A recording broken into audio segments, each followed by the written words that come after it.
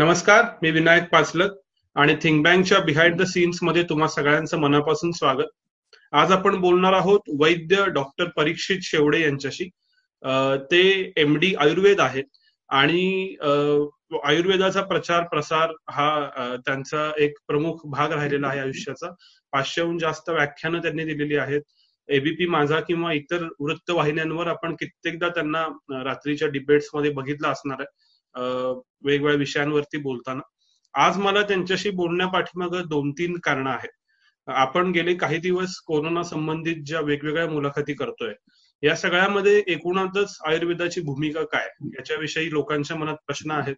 आपल्या आधीच्या काही मुलाखतीत त्याबद्दल ओझरती चर्चा येऊन गेली, पण थेट आयुर्वेदात काम करणाऱ्या लोकांकडून हे सगळं मला समजून घ्यायचं आहे. आयुष मंत्रालयाचे काही नियम, काही मार्गदर्शक तत्व सुद्धा आलेले आहेत. सो आज मी जे परीक्षित शेवड्यांशी बोलणार आहे ते एकूणातच आयुर्वेदाची जी फ्रॅटर्निटी आहे, त्याच्यामध्ये वैद्य असतील, त्यांच्यावरती विश्वास ठेवणारे वेगवेगळे सामान्य जन असतील, या सगळ्याचा प्रतिनिधी म्हणून मी त्यांच्याकडे आज बघतोय.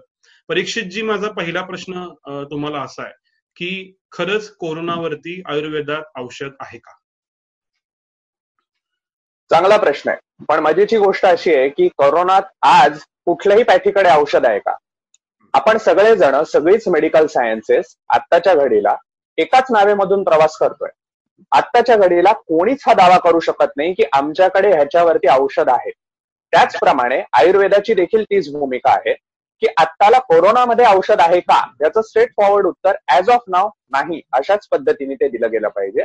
मात्र मी म्हटलं तसं की जगातल्या सगळ्या मेडिकल फ्रेटर्निटीज इन्क्लुडिंग मॉडर्न मेडिसिन आत्ताला ह्याच एका स्टँडवरती आहोत आणि प्रत्येक जणांनी त्या बाबतीमध्ये प्रयत्न करणं ही गोष्ट इथून पुढे महत्वाची असणार आहे. आणि तसे मॉडर्न मेडिसिन मध्ये आपल्याला होताना दिसत आहेत सुद्धा. ज्या पद्धतीनं मॉडर्न मेडिसिन मध्ये वेगवेगळ्या क्लिनिकल ट्रायल्स चालू आहेत, त्याच्या बातम्या येत आहेत, 6 महिन्यात व्हॅक्सिन येईल, 8 महिन्यात येईल, 1.5 वर्षात येईल, वगैरे वगैरे वगैरे. 10-12 ठिकाणी ह्युमन ट्रायल्स चालू झालेत. या पद्धतीनं आयुर्वेद या संदर्भात काही संशोधन करतंय का की या आजारावर काय उपचार देता येईल आयुर्वेदिक?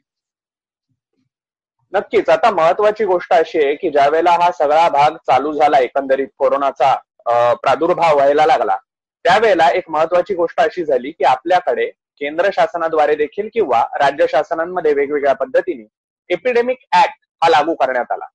एपिडेमिक ऍक्ट ज्यावेळेला लागू होतो त्यावेळेला आपल्याला माहितीये की पूर्वीची जी प्रावधानं असतात ती सगळी बदलतात आणि त्याच्यामध्ये काही एक महत्वाच्या गोष्टी ह्या इम्प्लिमेंट केल्या जातात सेंट्रली सुद्धा. आता आपल्या सगळ्यांना ही कल्पना आहे की हा एपिडेमिक ऍक्ट हा Sample complete. Ready to continue?